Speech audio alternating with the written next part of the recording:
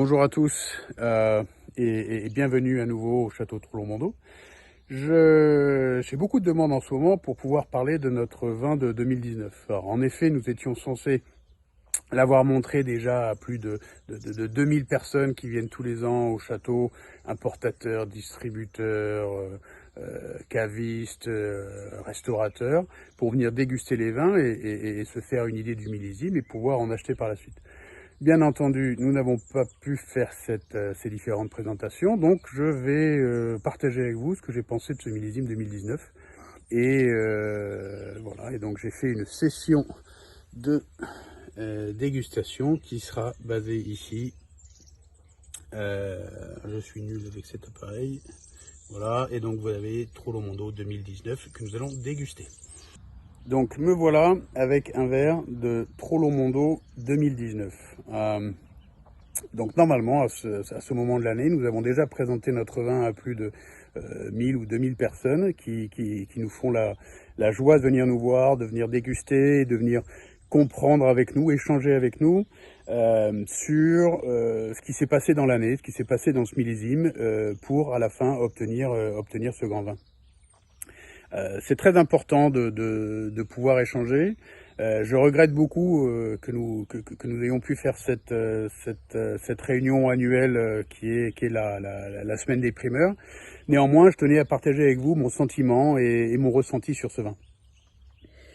Donc 2019, c'était pas une année simple du tout, même on peut dire un peu complexe, mais moi que j'ai beaucoup aimé parce que ça nous a fait beaucoup réfléchir et ça nous a poussé dans nos retranchements et on a dû, ça nous a permis de mieux comprendre encore notre terroir.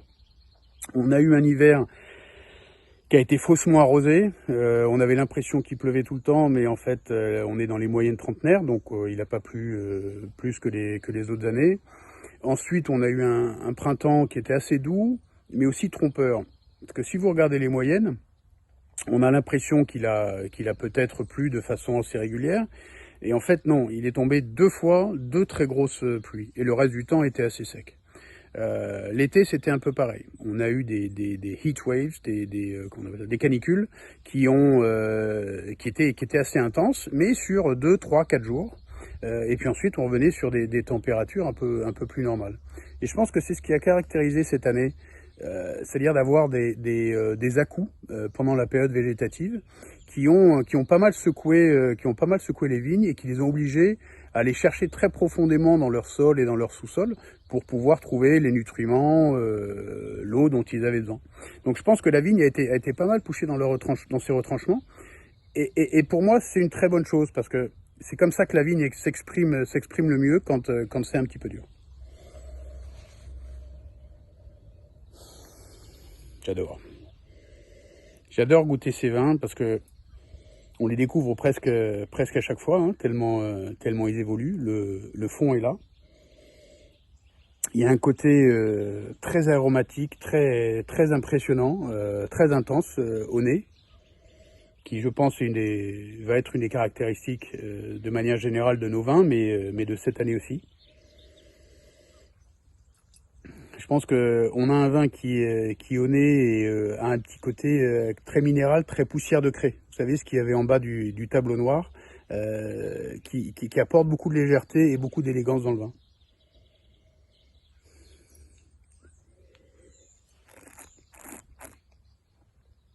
Normalement, je devrais cracher, mais là, c'est trop bon. Et puis, c'est le confinement, donc on fait ce qu'on veut. Donc, j'aime beaucoup ce vin en bouche. On retrouve des éléments fondamentaux de Troulon-Mondo, notamment cette texture extrêmement soyeuse qui vous couvre l'intérieur du palais, tout en délicatesse et qui accompagne la puissance contenue du vin. Voilà.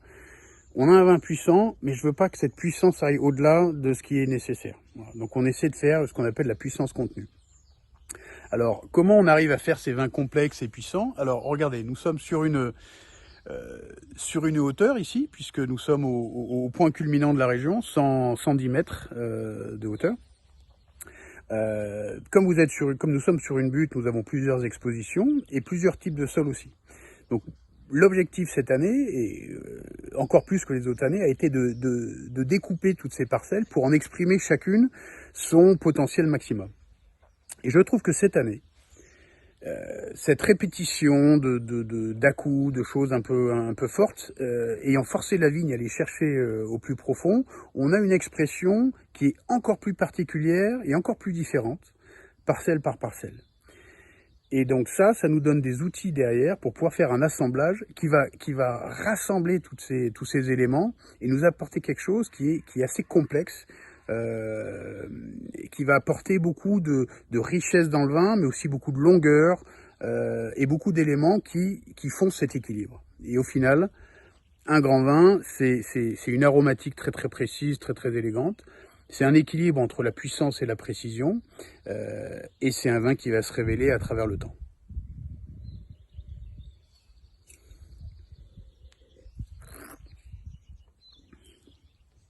C'est un vin aussi qui est très persistant, très long, très long. Et je pense que c'est encore une fois cette représentation de ces vignes qui sont allées chercher au plus profond d'elles-mêmes.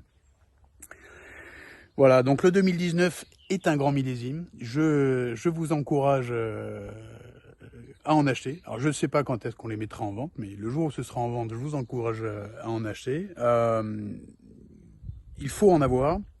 C'est le 3e millésime de la nouvelle équipe de Troulon-Mondo. J'en suis très fier. On est meilleur chaque année. On est plus précis chaque année. On affine nos idées. On revient aussi peut-être en arrière sur des choses qu'on a fait mal ou qu'on aurait pu faire un petit peu mieux. Enfin, voilà. Donc les choses évoluent. Moi, je suis ravi et vraiment, je vous invite à suivre de très près ce Troulon-Mondo 2019. Merci à vous et stay safe.